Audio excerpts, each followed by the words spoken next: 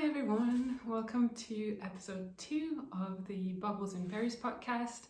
My name is Ode and I'm coming to you from Edinburgh in Scotland, where I live with my husband and our 3 cats. This is a knitting podcast, mostly sewing sometime, and I do have a little bit of sewing to show you today, so I'm quite excited. Before starting, I just want to say a massive thank you for all your lovely comments. I read them all. I've answered them all. I hope I've answered them all. It was so nice hearing your thoughts, hearing your feedback, hearing that you liked the first episode. I was quite nervous, so it feels really nice. Also, it just blows my mind, but after just one episode, there's already over 400 of us here. It's mad. It's amazing and lovely and kind of mad. So yeah, it's just been growing so fast, and I'm really excited, and I feel like it's not going to be too long until we get over 500, which is quite a big milestone, especially for such a new podcast. So I'm thinking most likely by next episode, and then I'll probably do a little giveaway just to say thank you, because I'm so grateful for all of you, for being here, for watching me ramble about yarn and knitting and all sorts of things, and for your lovely comments. So yeah, I think next time I will do a giveaway. I need to sort of figure out what I want to, sort of the prize list that I want to get. I'll probably give away one of my bags that I embroider. If you're new here, I have an Etsy shop where I make hand embroidered project bags. So I'll probably give away one of these. I'll let the winner choose whatever design they want, and I'll make it for them. And then I'll probably get some yarn too. There's a local yarn shop really close to me, a small yarn shop called Ginger Twist Studio. I'll leave the link. I leave the link to everything I talk about down in the description box, but I leave a link to the shop in the description box, because they do ship, and they have really nice yarn, including their own hand-dyed yarn. I'm also planning to go to a yarn festival at the end of October, so I might pick up something there. I don't know, I'll figure it out, and I will let you know next time. But yeah, instead of rambling, just wanted to say thank you for all the subscribes, thank you for all the likes, thank you for all the comments, and just thank you for being here. It's really lovely. It's also very lovely to feel like I'm not just talking to my phone. So yeah, today's episode. So like I said the last time, I think I'm going to do about 1 episode every month at the end of the month, and that will be a way of looking back at everything that I made this month. My podcast has sort of the same structure as most podcasts. So I'll start with finished objects. I have 3. Then works in progress, I think I also have 3. And then some acquisition / knitting plans. And then at the end, just a quick word on shop update stuff. But I leave timestamps everywhere, so you can skip and jump to whatever you're interested if you want to. All right, I think that's it for the introduction. Let's get started. So finished objects, I have 2 pairs of socks, and then 1 sewing item. The first pair of socks, I talked about it the last time. It was a whip in the last episode. I don't have it with me anymore because it was a gift and I've gifted it, but I'll add a little picture here. It was a pair of socks, a pair of DK weight socks that I was making for a friend of mine for her birthday. I rambled on and on the last time about feeling a bit insecure about whether she would like them or not. It was really silly. She loved them. I don't know, who doesn't love? I love gifts that people make for me. So I don't know why I'm nervous that people might not like something I make for them. But anyway, she loved the socks. So they're just a basic vanilla sock, DK weight, except that I didn't use DK yarn. I used a fingering yarn held double, which was really nice actually, because I think it makes it a little bit thicker than DK weight. And also I barely had anything left at the end. I have this, like this tiny bit. I think it's like 10 grams or something, which is amazing, because with fingering weight, I usually have, because of the way I knit it and the length that I like them to have and things like this, I usually have enough in 100 grams of fingering weight to make 3 socks. So it's kind of a weird, it's a very weird in between. It's like I can make a full pair of socks, and then I have enough to make just a single sock. I guess I would have enough to make a pair of shorties. I don't really wear shorties. Like I do wear a cotton one that you buy in the stores in the summer, but usually if it's warm enough for me to wear shorties, then it's too warm to wear woolly socks. So yeah, anyway, just to say, it was a DK weight, like DK vanilla sock. I used fingering weight held double, and it was really lovely. I used a basic recipe of the Crazy Sock Lady. It's a free pattern, you can find it on Ravelry. And yeah, she loved it. And just to show you, so that was the yarn that I used. I don't know if it focuses or not, but we'll pretend that it does. It's a yellowish, like a golden yellow, warm yellow, with bits of brown in it. It's called Turmeric Latte, and it's the sock yarn by an indie dyer based in Cornwall called the Camel's Yarn. I've talked more about her in the previous episode. Her name is Anna, and she makes really, really lovely yarns. I have a few skeins of hers, and I really enjoy knitting with it. So yeah, that's what it is. Anything else I wanted to say about this? No, I mean, that's my notebook with my notes. Needle size, I use 3.5 millimeters, small circulars. That's just how I knit my socks, always on a small circular. 3.5 for DK weight socks and 2.5 for fingering. Yeah, it works for me. I know some people do 2.25 or even 2. Yeah, I like 2.5 and 3.5. So yeah, and then I made the size medium, which I think is 48 stitches around. I think there's a size small and a size large, or like a smaller size and a larger size. And then I knit a shoe size UK 6. She's a UK 6. I think it's a Europe 39 or French 39 anyway. I don't know if Europe and French sizes are the same. It's all very confusing. I just look it up online, look up how it's supposed to, how much it's supposed to measure in centimeters, and just use that, because yeah, I don't know. It would be nice if they had a universal sizing system for shoes. That would make things very easy, wouldn't it? Anyway, I think that is it for this first finished object, just a pair of socks that were very much appreciated, and that will be well loved. The second finished object that I have is another pair of socks, and I also mentioned it in my first episode, but I only had the cuffs done the last time, so not very much, but now they're all finished.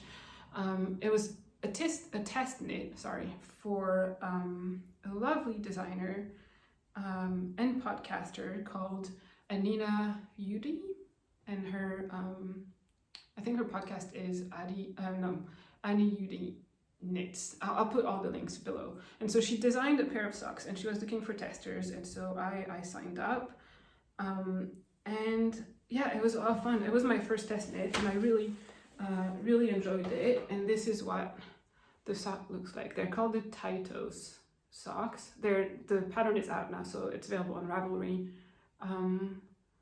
And yeah, was really fun to knit. It's not complicated. It's just knits and purls, but the pattern is really fun. It's really, really fun.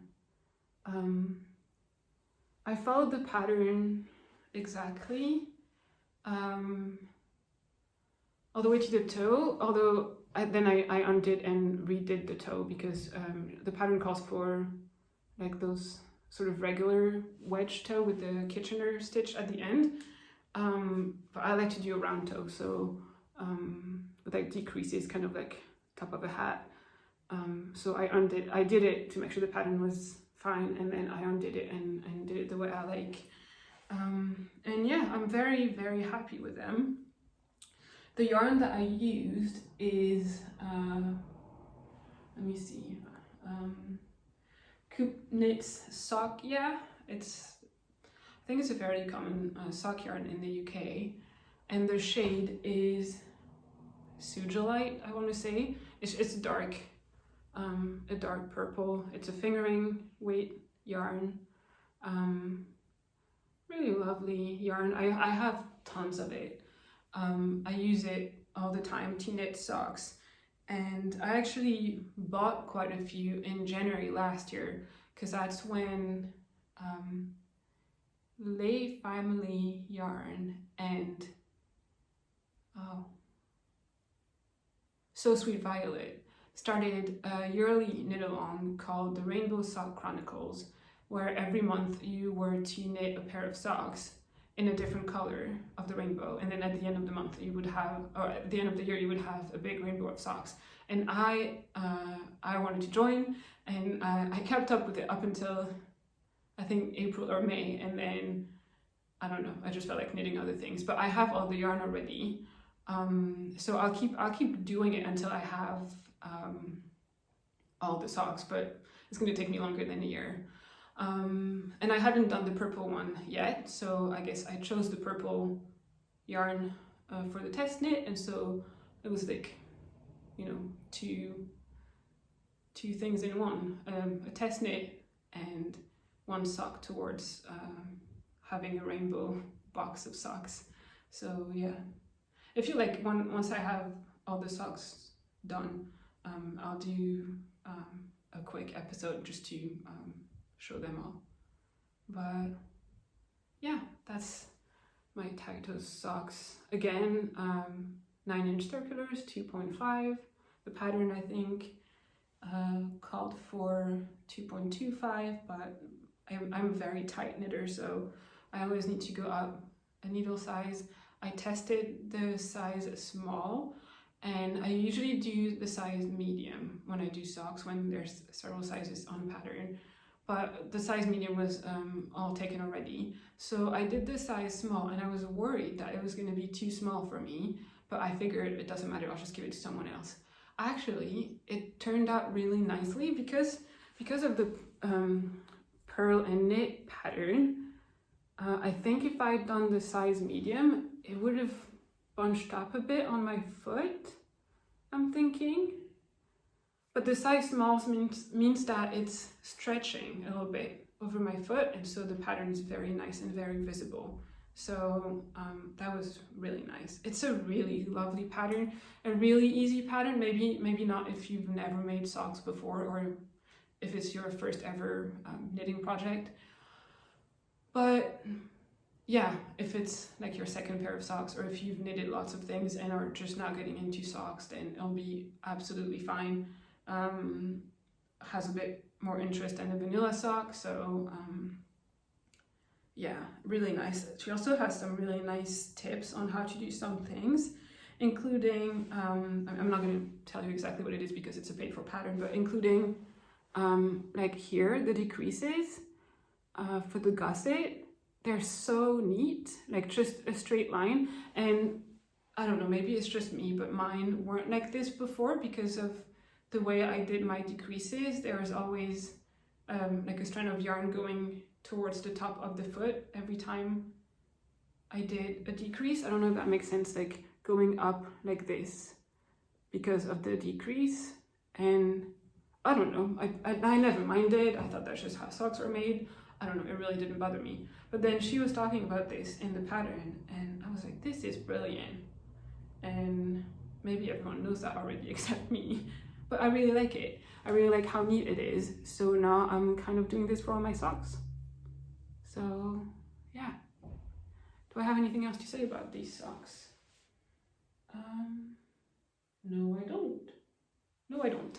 So yeah, the Taito socks by Anina UT. She's on Instagram. She also has other lovely patterns if you want to check her out. She has a podcast if you want to check her out. And yeah. All right, I think we're going pretty quickly today. Maybe it's not going to be as long as last time, which is not a bad thing, because last time was an hour and 20 minutes, and that's kind of long. Although I don't mind I don't mind watching a long podcast. I think it's quite nice. I don't usually watch it all in one go, but I like going back to it like a couple of times. I think it's really lovely. So yeah. All right, moving on to the third finished object. Let me put this down somewhere. Like I said earlier, my third finished object is a sewing project, actually. I sew quite a bit on a monthly basis to make my bags, but I don't sew a lot of garments for myself, although I would really like to. I would really like, over the next few years or however long it's going to take, a lifetime probably, to have, I would really like for my wardrobe to be mostly me made, and so that's what I'm slowly working towards. And so that includes for me knitting some stuff, but also sewing some stuff. And so yeah, I sewed myself a shirt. I'm gonna grab it to show you. I'm calling it a finished object. It is nearly finished. It just needs button and buttonholes, but I don't have any buttons, so I need to go and get it at the shop. But here it is. Let me see if I can find a way to show it. Yeah. So this is what it is. It's just a basic white cotton shirt. I've been wanting to make some for myself. Just because first of all, I think they're comfortable, and also because I'm quite sensitive to wool, or like itchy wool. I love rustic wool rustic yarn to make garments and jumpers, but I also find it quite itchy. So I wanted to make myself a shirt and possibly more shirts to wear underneath, so they wouldn't itch. And I guess I could have found it in shops, but I like making things for myself. And also one of the issues I have a lot of the time with shirts that I buy in shops is that I guess my shoulders are wider than whatever standard measurement they use to make those things. So the shoulders never sit right. And then when I do like this, it's just like, it's too tight in the back. It's quite uncomfortable. So I figured I would make myself one. The pattern that I used for this one is by a company called Patterns. They're a French company, but their patterns are available in both English and French. And the shirt is called I Am Hermes shirt. Again, I will link everything down below. I was nervous about this shirt. I'm not gonna lie. I've never made a shirt before. I've never really sewn a top before. I've sewn skirts, which honestly I haven't worn yet because I can't decide how long I want them. So they've been hanging on in my closet without a hem, or like without the hem done, just because I can't figure out how long I want them to be. And also they're in a fabric that's more for summer now, so I'm probably not going to get back to those until next year. But yeah, so I was quite nervous about making a shirt because it seemed a bit technical. I was nervous about the wrist part, and especially the collar, because yeah, it seemed quite tricky. But it went so well. I'm not gonna say it's easy. It wasn't easy, but it wasn't difficult either. It was just one of those things that if you're, as with everything in sewing, like you have, one of the most important things is to be very precise when you cut your fabric. And then, so I done that. And then if you just, slow down, chill, read the instruction really carefully, and then possibly go look up a tutorial or two on YouTube, and then it works just fine. So that's what I did for the color, and I'm so happy with how it turned out. It's so neat. I mean, the shirt is not perfect. Like, there's little things that I see and probably no one else would see, but yeah, like the top, the color is really nice. The wrist band is really nice as well. I need to add a button there too. I'm so happy. I'm really so happy about this shirt. I'm really, really excited. The pattern was amazing. It was so well written and it fit me right away. So I made the size 40. I think it's like France 40 or Europe 40, which is much bigger than what I would usually buy in a shop. But that's what my measurement said I should do. And so I was a bit worried that it wasn't going to fit. So what I did is that I took a shirt that I own that I bought somewhere, and that I really like and that fits me well. And I compared the measurement just to make sure. And so yeah, so I did the size 40.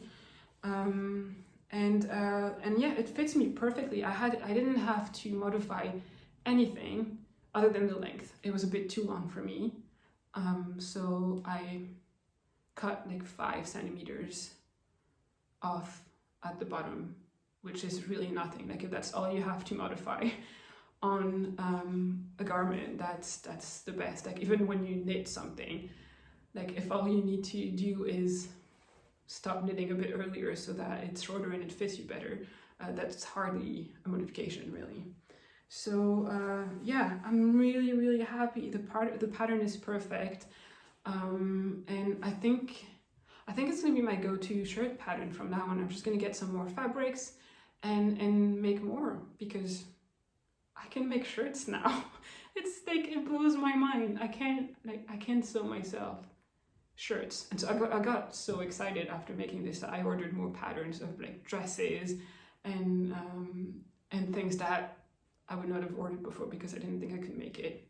So I'm really excited about that actually. But yeah, what else to say about this shirt? Let me see. The fabric I just got from my local fabric store. It's cotton, but I don't know if you can see. Yeah, it's white, but it has sort of white on white. I should cover my face when I speak. White on white little flowers. It's very subtle, but very nice. Adds a little bit of interest.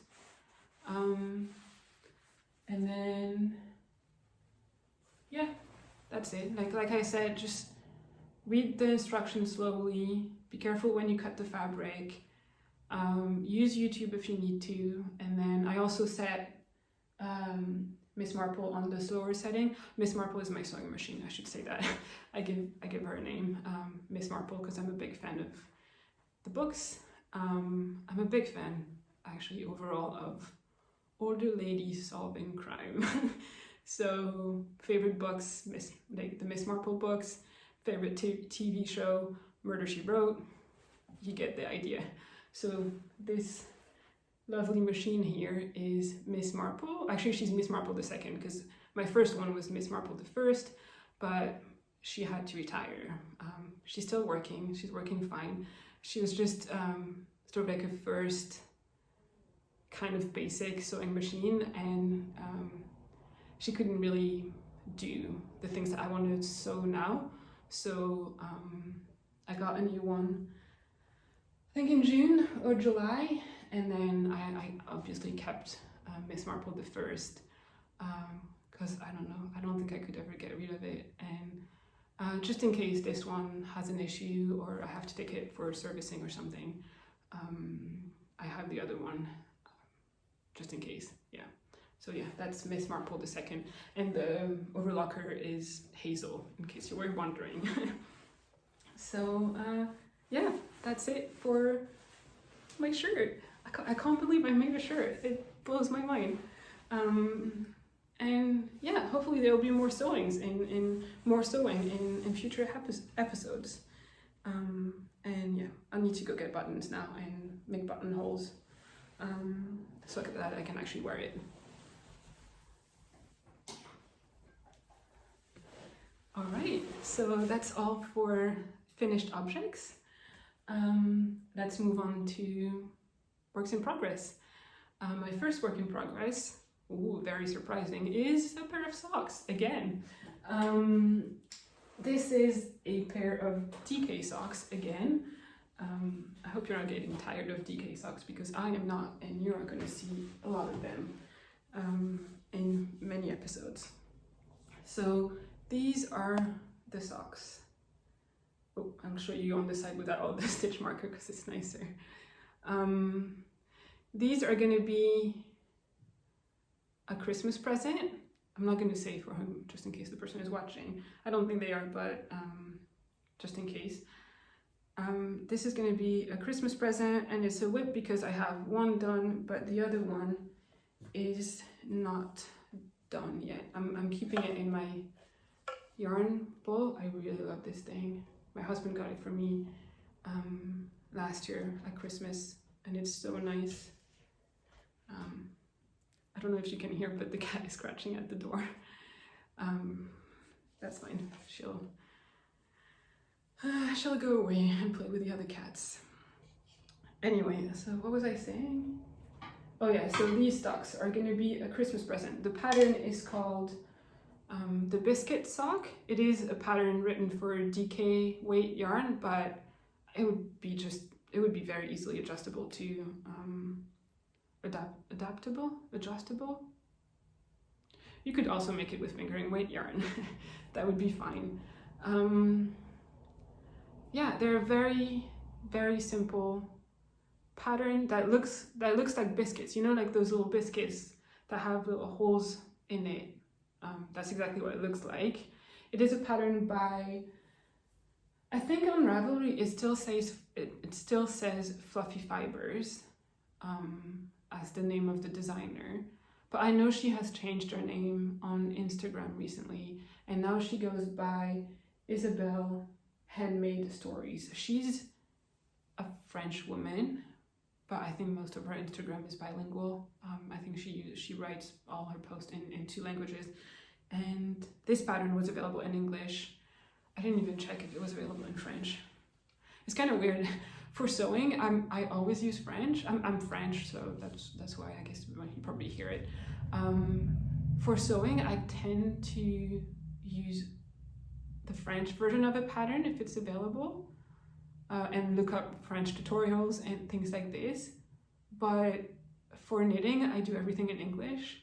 I don't know, it's strange. I guess maybe it's because I learned to sew with my mom and my grandmother, and so everything was in French, obviously. But then I taught myself to knit, and I used English from the start, so I guess that would be why. But yeah, I'm rambling. I'm a little bit all over the place today. So the Biscuit Socks by Fluffy Fibers. It's a pattern on Ravelry. It's a paid-for pattern. Is it a paid-for pattern? It may be a free pattern. I think it's a free pattern. I don't know. I will leave a link down below and you can have a look. I'm using the same yarn as I've used before. So Coop Knits Sock Yeah, in the shade this time Axonite. It's a light fingering. I'm holding it double. It's like it's a bit of a strange color in that, depending on the light, it looks kind of pinky gray or lavender or like dusty pink. I don't know. I like it. I like it a lot. And yeah, I'm again following the pattern. It's a pattern that comes with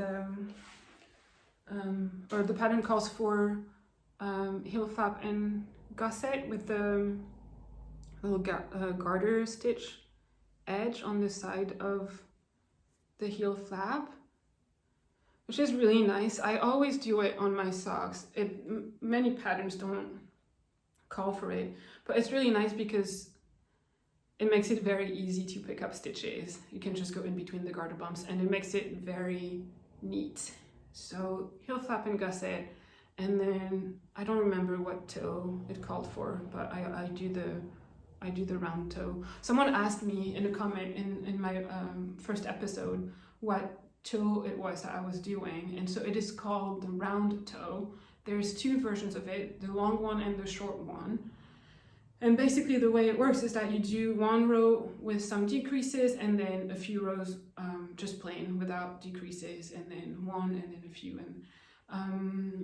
And so I usually do the short version because it has about the same amount of rows as like the Kitchener stitch toe, which is called for in most patterns, and it works really well with like textured socks, or if you want to do like a nice contrasting toe. The long version is actually really nice too, and it's the one that my grandmother used to make, and I'm actually wearing a pair of socks that she made for me. I'm gonna try and show you without looking too ridiculous. Hello. So that's a sock that she made for me, and I guess maybe you probably don't see it because of the yarn, but the long one means that you start your decreases like almost halfway up the foot, but it means that it's completely seamless. You don't see the decreases at all because they're so spread out, so spaced out, and yeah, it's like stocking it all the way it looks like stocking it all the way to the end, because there's a few decreases but they get lost in everything else, and it's really nice too. It just, I don't use it for a texture sock because then it messes up the pattern, I guess, because you don't have as many stitches around basically. But yeah, as always I used 3.5mm needles, 9-inch circulars. I think it's US 4.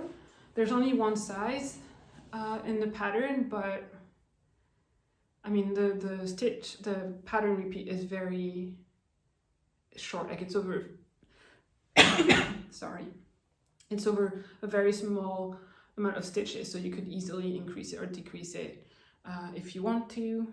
And then yeah, once again, like fingering weight yarn held double to make a DK, and they're so nice, they're so squishy and so soft. I really like this yarn. And yeah, that will be a Christmas present, like I said. I need to finish the second one. It's not much left. I need to do most of the foot and then the toe. But like I said in the last episode, I always knit my socks in tandem, so I do like both cuffs, both legs, both heels, both feet, and then both toes. So yeah, and I'm gonna show this because this is really nice. I really like this little stitch marker. It's a new one. I went earlier in September. I went to the Yarn Festival in Perth, which is an hour northwest-ish of me in Scotland. It was my first ever yarn festival, so I was really excited.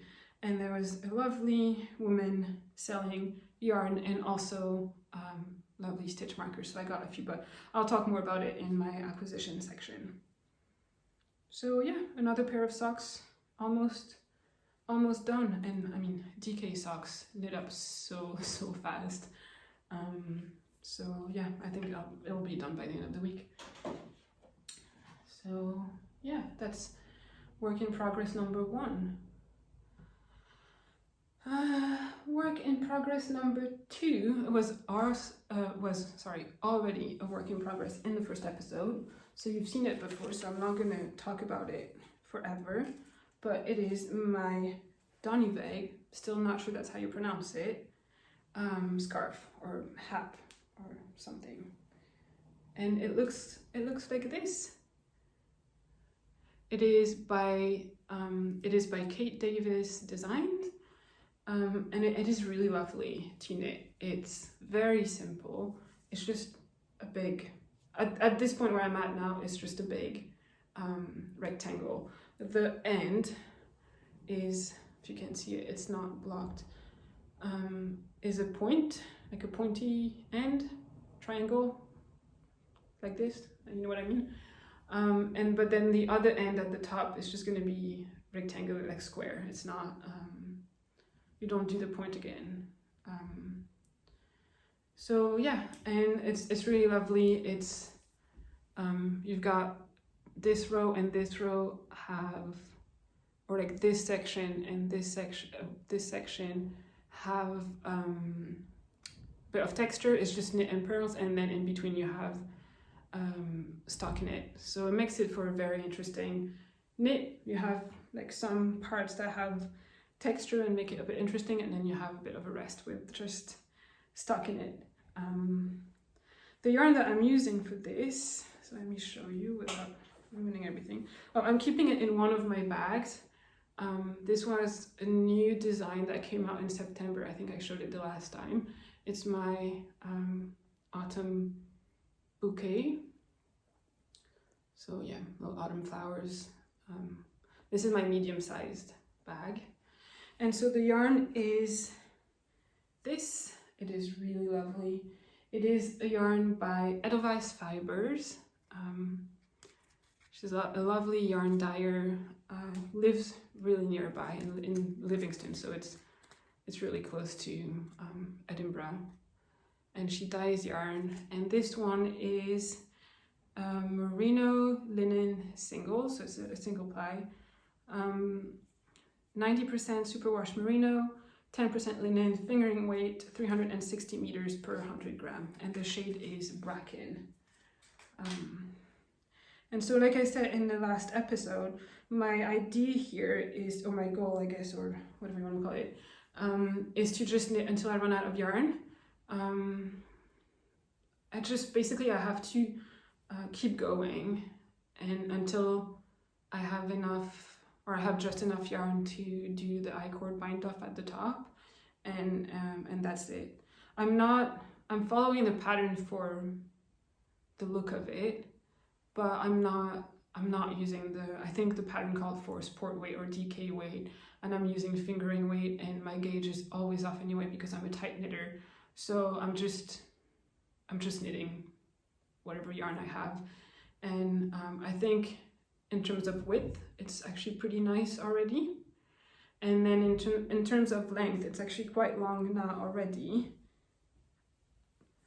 I don't know, I can't really show on the camera, but it's quite long already. I have about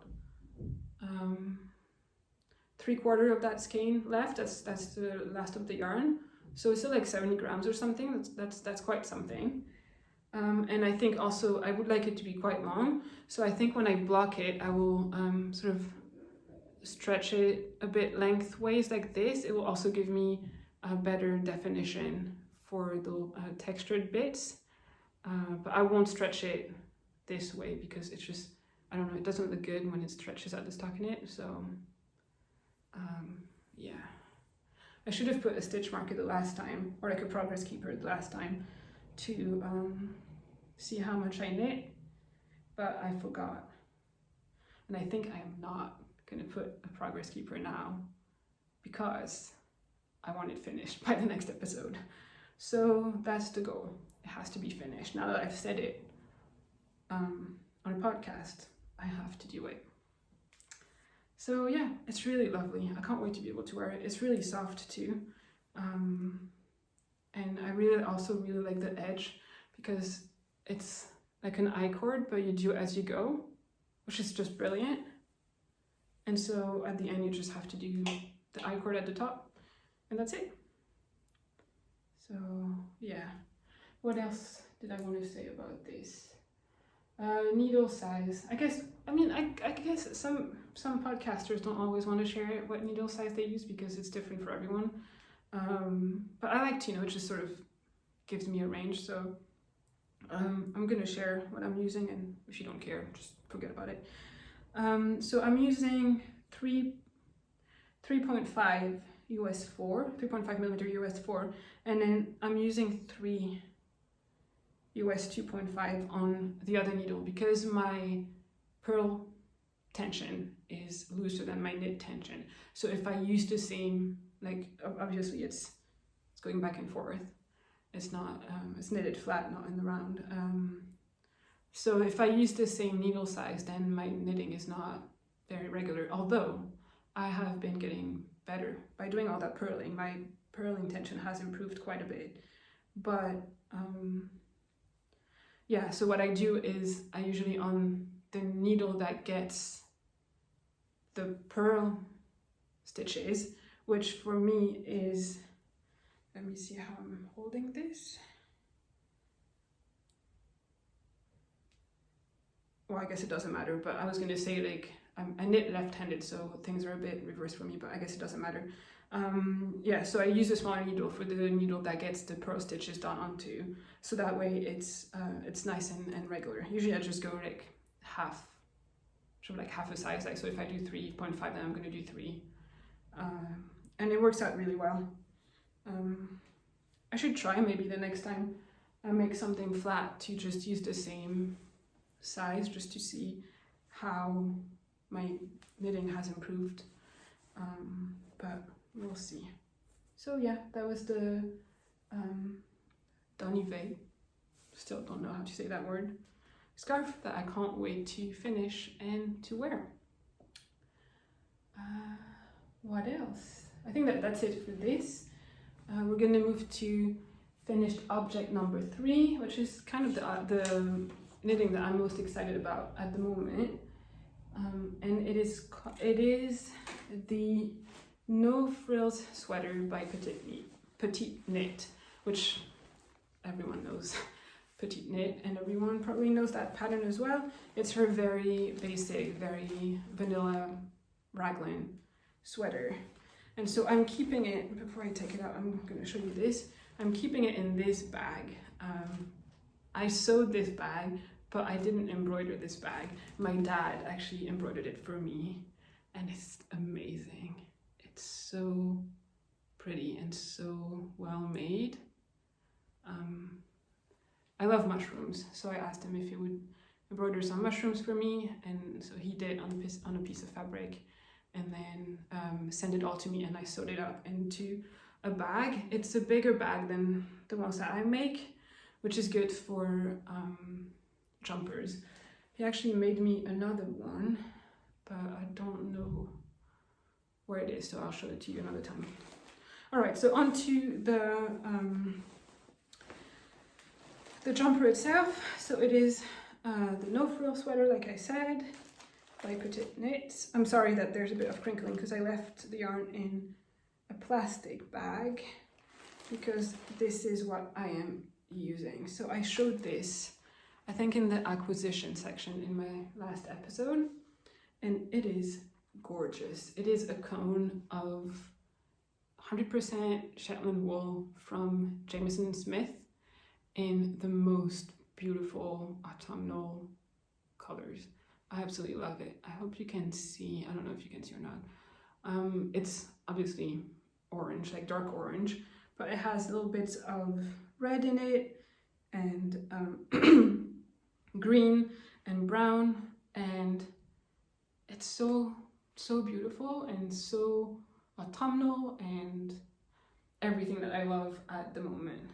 It is their 2-ply jumper weight, and it behaves like a fingering weight, so it's quite thin, and the pattern calls for fingering weight plus mohair, so more like a DK weight overall.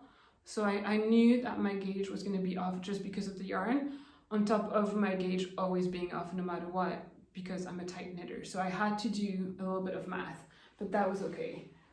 Let me just show you the jumper. I haven't done a lot of it yet, but just a little bit. So it is a basic raglan jumper.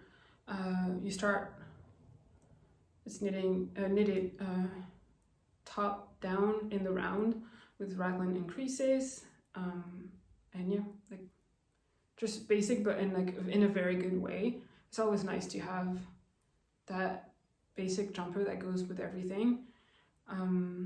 The yarn is obviously knitting up really, really nicely. And yeah, it's so easy to knit. It's so enjoyable because it's just talking knit. I'm still working on the raglan increases, which is nice. It adds a bit of interest at the moment. but I also just love the stockinette, and I can't wait to get to the sleeves and the body. So yeah, so like I was saying, my gauge is off, and I'm also using, because I'm a tight knitter, and I'm also using thinner yarn. So I had to do a bit of math to figure out what size to make. And in the end, after a swatch, which is here, because I wanted to swatch just to make sure. So this is my baby swatch. I decided to go for knitting a size L, a size large, which should, if I didn't mess it up, give me a sweater that is a size small to extra small, somewhere in between, which is what I want.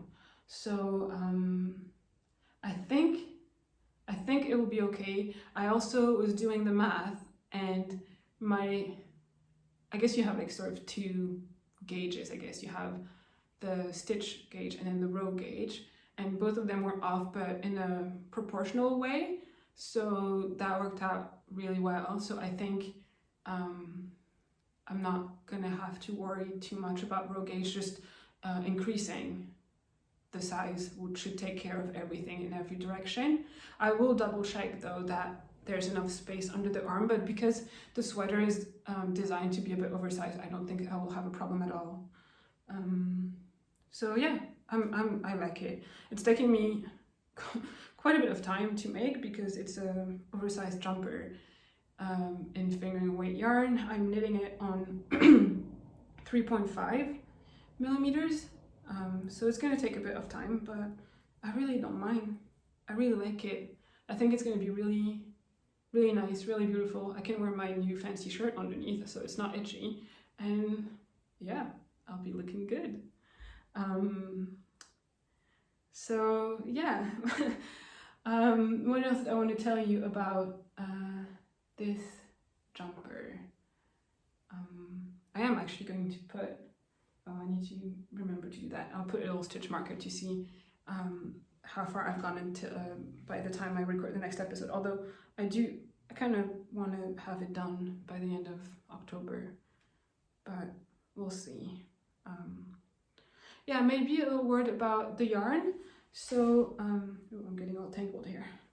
So the thing about yarn that you get on a cone is that they haven't been washed after being spun, I think. Or anyway, there's still a bit of spinning oil on the yarn, which is fine. It's not a big deal. It doesn't feel greasy at all. Like your hands are not oily or anything like that.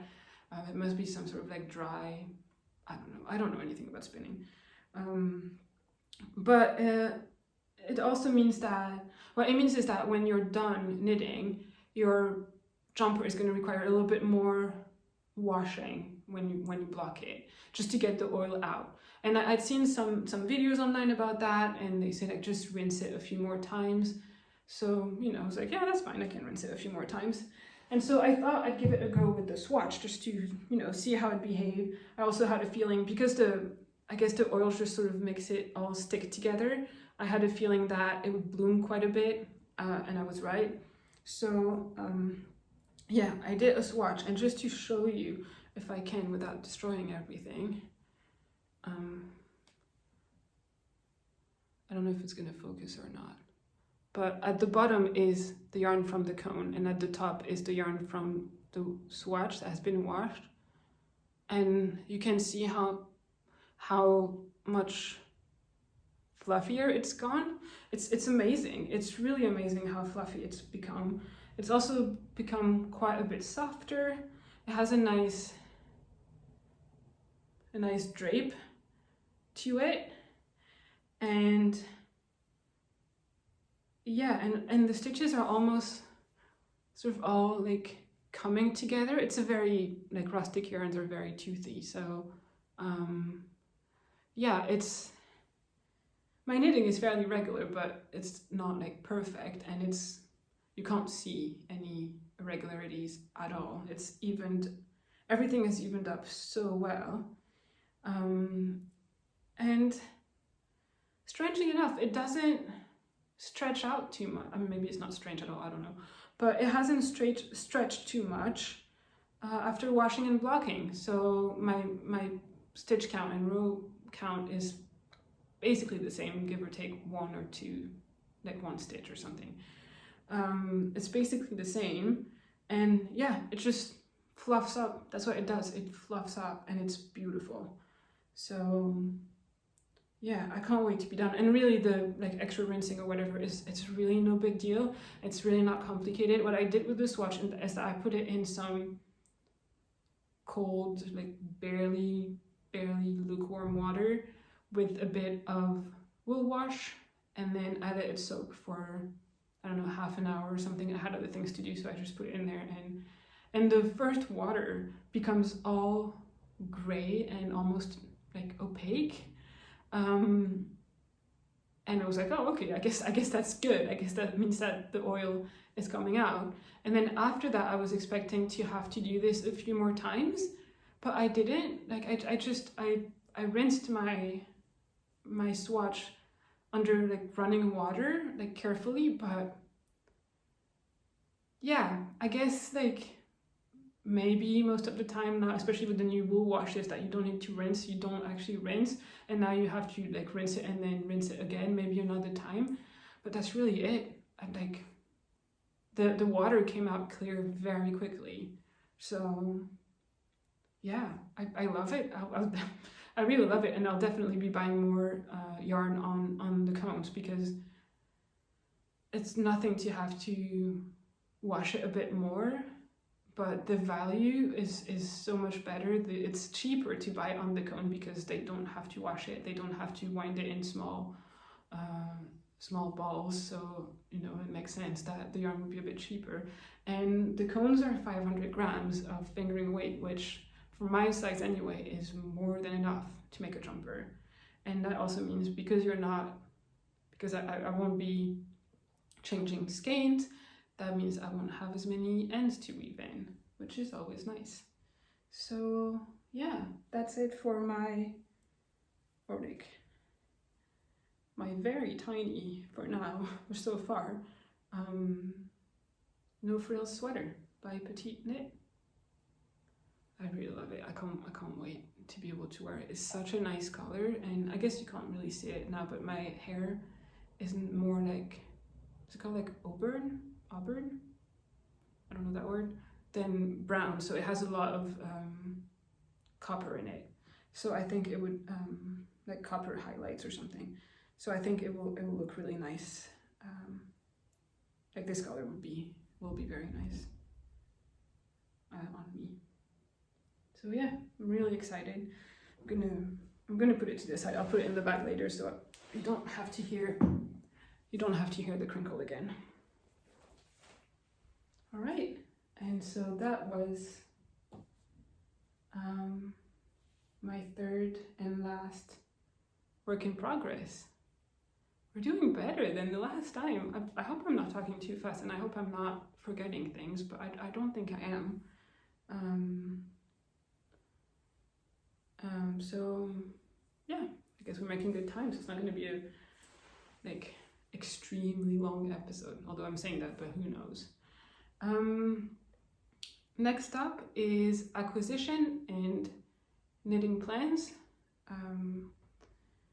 And I have everything. I put everything here on my tray. So like I said before, I went to a yarn festival in September. It was early September, mid-September in Perth. So it's called the Perth Festival of Yarn. It was my very first yarn show or yarn festival. I'd never been to one before, and it was really exciting. And first of all, I just want to say how amazed I was by the organization of it, because I mean, it's a bit hard up until I guess like early August or something. It wasn't clear up here in Scotland whether things like that would be happening just because of COVID, and so I can't can't believe the organization of this was very easy, but they did an amazing job. You had to book a ticket in advance it was over a weekend, so you booked a ticket for a half day. So I booked for Saturday afternoon, and so you went and you waited there, and then they gave you one of those, those paper bracelet that you get at concerts or something. So they knew like what slot you'd booked, and then before getting into the venue, they would take your temperature, and then you had to wear a mask the entire time. And that was a great way of regulating how many people would be inside at the same time. And it was great because it did not feel crowded at all. Like, there were people, there were quite a few stalls, but like, it was never overcrowded. You never felt overcrowded. I usually would go and look at yarn, and then the person that was there before me was just moving on to the next one, like, naturally. So it was never really packed or like really close to anyone. All the vendors wearing masks too. I was really impressed. It felt really safe, because I can only speak for Scotland because that's where I live, and we're doing quite well with COVID. The cases are okay, I guess, sort of under control. Most people have had their vaccine, and there's very few restrictions now other than wearing the masks indoor. I think that's the main one. So we're okay, but COVID is still there, and we still have to be careful. And so, yeah, I was really impressed by the organization. It felt very safe. It felt very well thought out, and yeah, like really, really good. So I went and I bought some yarn, because that's kind of what you do. So I'm going to show you what I got. So the first one, I'm just going to pick from the top, they're not in any particular order, is this gorgeous yarn. Look at this color. It's amazing. It's such a rich, I don't know, like golden, orangey, I don't know, it's beautiful. And so it is a yarn by a company called Ninja. All the yarn that I bought, and I think most of the vendors that were there anyway, are from Scotland or based in Scotland. So all of the people that I'm going to talk about are Scotland based. And so this one is called Camel Silk Fingering. It's 50% baby camel and 50% silk, which makes it incredibly soft. I've never knit with camel before, but it's so soft. Approximately 400 meters per 100 gram.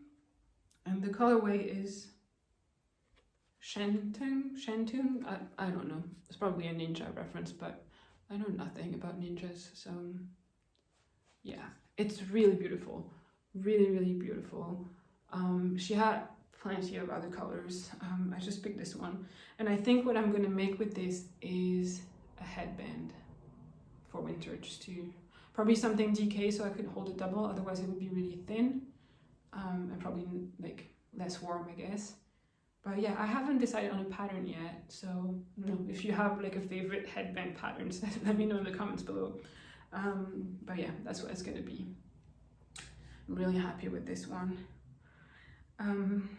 Another one that I bought is this Christmas yarn, because I'm all about the Christmas socks. And so this is by Mothy and the Squid. Really fun. Lady was so lovely, and I went on the Saturday, and so she was wearing sort of like butterfly wings, that you have on costumes for kids or something, so I guess to look like a moth. And then I saw on Instagram that the next day, the Sunday, she was wearing a squid outfit. It was so fun. She was really, really lovely. And so this is a DK weight sock yarn, 75% merino, 25% nylon, 224 meters per 100 gram, and the colorway is called poinsettia.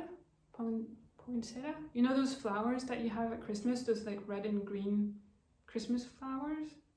I don't know. It looks really nice. I like it a lot. So that will be Christmas socks. Probably going to be on my needles very soon. Another one is this sock yarn. Very different from any color I usually gravitate towards, but it's by a company called Blue Dot Yarn. Blue Dot. And it's a colorway that they made especially for Perth Festival of Yarn. So I guess it being my first yarn festival and a colorway design just for that, then I kind of wanted to get it and to make myself a pair of socks out of it. It is 4-ply, 85-15, so 85 superwash merino, 15% nylon, approximately 400 meters per 100 grams. So I think again I'm gonna hold it double and make it DK socks, and because it's 85% merino, it's gonna be extra squishy. So yeah, it's really lovely. And also from Blue Dot Yarn, she's the one who made the stitch marker that I was talking to you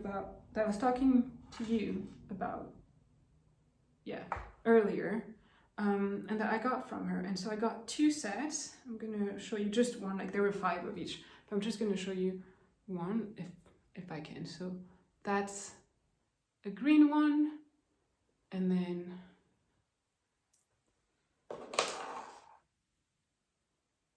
a sort of purpley pink one.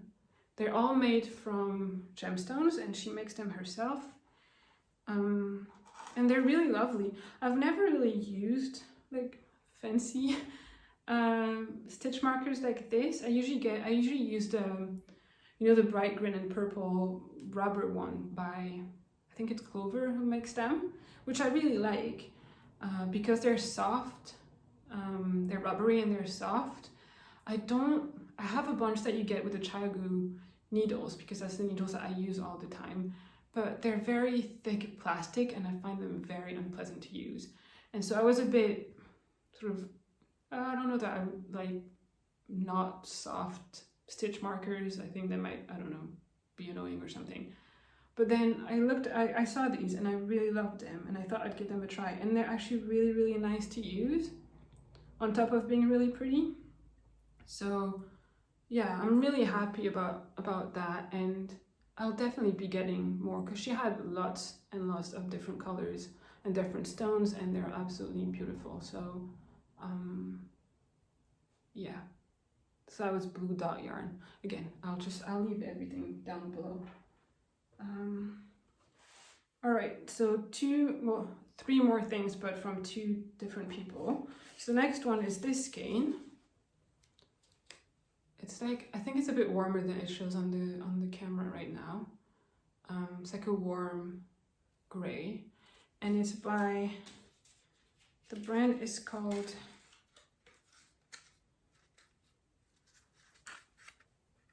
Woo Sheeps, and Benny is that specific type of yarn, like that base, I guess you would say. It's 70% superwash merino, 10% nylon, and 20% yak, 400 meters per 100 gram, and the shade is Pebble. It's really lovely, really soft, and I think I have an idea of what I'm going to do with it, but I'll come back to it because I have another skein that I might want to do the same thing, and so I don't know yet which one I'm going to choose. But yeah, so I'll just keep it here for now, but yeah, really beautiful. And then the last thing from Perth Yarn Festival is I got a couple of skeins from Giddy Yarns. She's a yarn dyer based in Dundee, so north of Edinburgh. I guess many things in Scotland or north of Edinburgh, but she has a podcast called Giddy Knits, a really lovely podcast. I highly recommend you watch. She does vlogs sometimes as well, which is really nice. And so the first thing I got from her is a sock set. So I have it here in one of my knitting bags as well. This is the small size with the Maisie and Daisy design on it. Maisie and Daisy the sheep, because I wanted it already. So this is what it looks like. So it was a 50-gram skein and then a 20-gram mini sock set. Very fall. I think it's one of her Halloween colorways for this year, but it's really, really lovely and I really like it. And I don't have actually that many fall colored pairs of socks. So yeah, so I think I'm gonna cast this on very soon. Yeah. And so the colorway is called Lichen, which honestly I didn't really know that word, but I looked it up and it has something to do with werewolves. I don't know, I just think it's pretty. So I'm gonna make socks out of it. And then the other thing that I got from her was she makes self-strapping yarn that is absolutely gorgeous. I also love how she winds it like this. And she had a vlog, like a weekly vlog, a week in September or something like that recently, where she was showing a bit about how she makes these, and they take so much time to make. I really admire her for making them because it looks like they take a lot of time to make and to wind, but they're absolutely gorgeous. So this one is 75-25, 425 meters per 100 gram, and the colorway is called Highlands. And so you have some purple, some light purple or lilac, 2 kinds of green, and then that lovely, lovely blue. And I'm gonna make, with this one, I'm gonna make socks for my husband. It's our wedding anniversary at the end of November. And so I thought I was gonna make him a pair of socks. It's colors that he really likes, and he always likes to wear woolly socks. The only thing is that I like to do a heel flap and gusset, and especially for him because he really, like, the back of the heel is always what goes first in socks for him. And I didn't want to bother like thinking about the stripes or like mess up the stripes because I'm going into the heel flap and gusset. But luckily I have this mini skein in my stash. I have no idea where I got it. I think from like a mystery sale box or something. I don't know the shade. I don't know anything about this yarn other than what you can see. And I think it will match really well. Like it's almost the same, not exactly, but almost the same as the green. So yeah, it will be perfect. So I will make socks like this, and I will use the mini skein for the toes and the heels. And yeah, he's really excited about it. I showed it to him just to make sure that he liked the color, and he really does. So I can't wait to do that. I'll just do basic stockinette, and probably will use the most of it because he's a UK size 14, which is huge, which is nice because you use a lot of yarn. I use a lot of yarn when I make socks for him. All right, a couple more things in acquisition. So a couple weekends after the yarn show, my husband and I went for a little day trip. We took the train to North Berwick. So it's about half an hour east of Edinburgh. You might have heard of North Berwick because it's a bit famous for witch trials. I think it was like the late 1596, 1600, around that time. But yeah, it's not far from us, and there's like a nice hill that you can hike up, and we figured we would go and hike and then spend the day exploring it's a small town, like a cute city center or something. And guess what? There was a yarn shop, which I wasn't expecting, to be honest, because it's a really small town. But I was really, really happy to find out that there was a yarn shop and that they had some of their own yarn. So I had to get some. I mean, you understand, you know what it's like. So the shop is called Chandler's, and the yarn that they dye themselves comes from a farm near the borders, the Scottish borders, called Easter Midburn. It's a single farm yarn that they use, and this is a little card of the farm itself with little sheepies. They're so cute. So yeah, the lady there was so nice, absolutely lovely, and they had lots of yarn, like their own yarn, but also some more, I don't even know that I want to say commercial, but like West Yorkshire spinner kind of yarn. And then they had like some local soap and all kinds of things like that. It was really lovely. And so I got 2 skeins from them.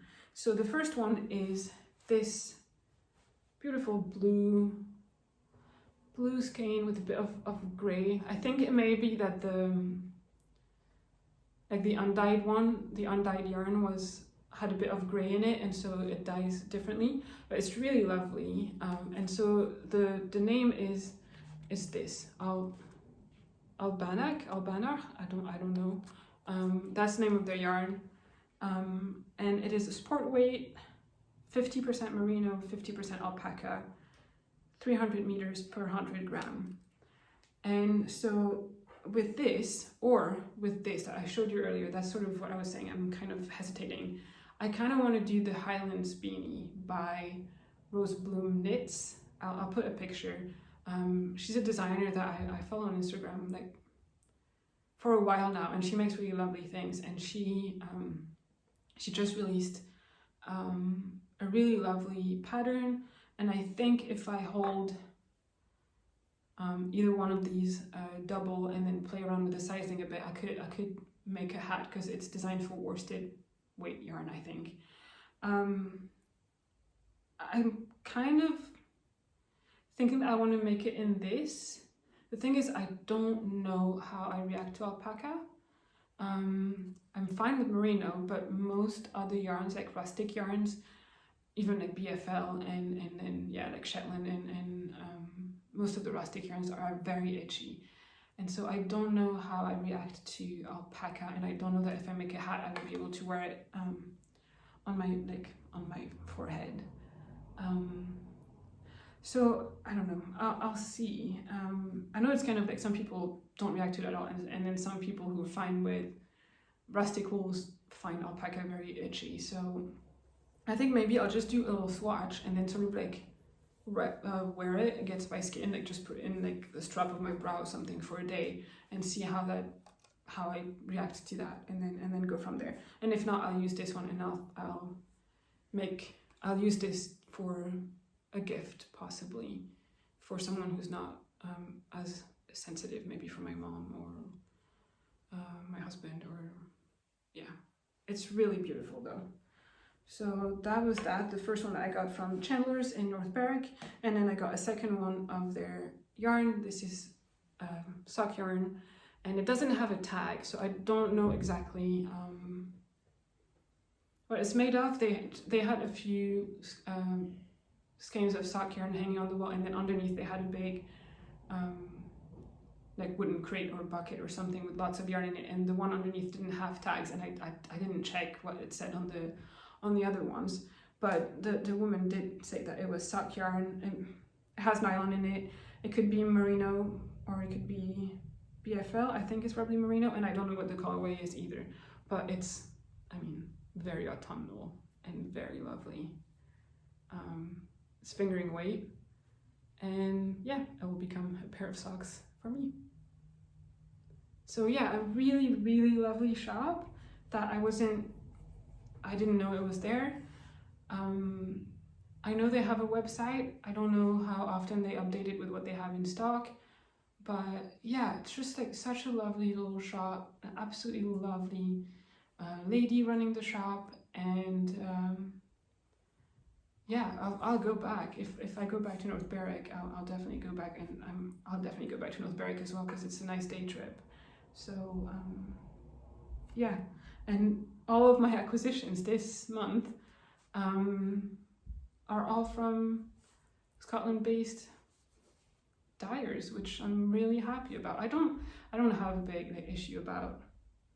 I don't mind ordering from abroad sometimes, but there are so many wonderful dyers in the UK and in Scotland, and also so many wonderful like wool yarn makers, I don't know how you call it, in the UK and in Scotland, that I don't feel the need to look for things somewhere else, and I would rather support them being here than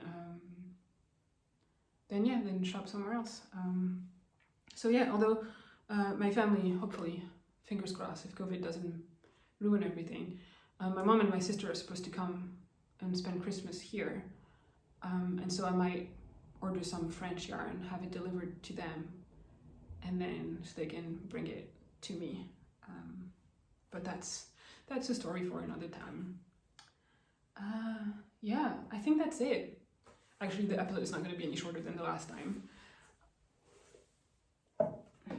But yeah, I guess just to wrap it up super quickly, a quick note on shop update. I'm not doing a shop update in October, and that is because I had a special shop update in mid-September for like a special festive sock set and bag that Marriott of Edelweiss Fiber and I put together. And so I guess I can show it to you, but the reason why I'm not doing a shop update in October is that I'm going to have all those bags to embroider, because we want to ship them in early November so people can have it at Christmas. So this is what the sock set is. So it's a sock set and a sock set from Edelweiss Fiber, and then a small knitting bag, project bag for me. So the sock set is this. It's really pretty. It's inspired by robins. We have a lot of robins in the UK. I mean, you have them everywhere, I'm sure, but they're around quite a bit in Scotland and around where we live. And so that inspired this colorway. I don't know that you can tell, it has a bit of sparkle, like gold stellina. And then it comes with a mini skein, a green mini skein. That's an option actually. It doesn't have, like, most people bought the two together, but that was optional. So that's for the yarn, and then the bag is this one that I made. Yeah, with like a fir tree. Neither of us are very Christmas persons. Like, Christmas for us is more about winter, and so we wanted to, and we're both really inspired by nature and flowers and trees and plants when I design my bag and when she creates colorways for her yarn. So that's where we went for something a bit more like nature oriented. So like a fir tree with a bit of snow for the bag, and then the robin, like the red of the robin, and then a bit of white for the snow as well. And then the green that matches, I don't know that I have enough hands, that matches the green on the bag for the mini skein. So yeah, those were immensely successful. We were really blown away by how well they did. As far as I know, as of yesterday, I think there are only 2 left. If you want to get your hands on one, there are only 2 left, and they're available for sale on Edelweiss Fiber's website. I will link everything down below. And yeah, we ship internationally, and delivery to the UK is free.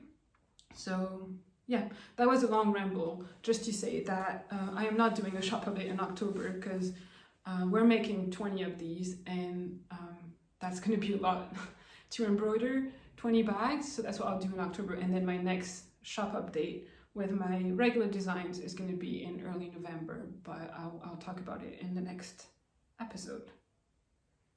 So yeah, I think that's it. It doesn't feel as scary the second time around recording a podcast. It was actually quite nice, and I was really looking forward to it. And I know some of you were too. Like, many people said they were looking forward to the next episode, which is absolutely lovely. It's so heartwarming. Such a beautiful community. So yeah, I'm gonna go, because I'm gonna start waffling otherwise. But thank you so much for watching, and subscribe. It's so weird to say that. Subscribe if you haven't already. like the video if you wish to, leave a comment if you wish to. If you have any questions, you can let me know in the comments. I think I'll also add an email address. You can just email me at bobblesandberries@gmail.com. And I'm also, I guess I should have said that at the beginning, I'm also on Instagram as Bobbles and Berries, and you can message me there as well if you want to. So yeah, I'm gonna stop now. Thank you so much for watching. I will see you next time for episode 3 at the end of October, I think. Bye!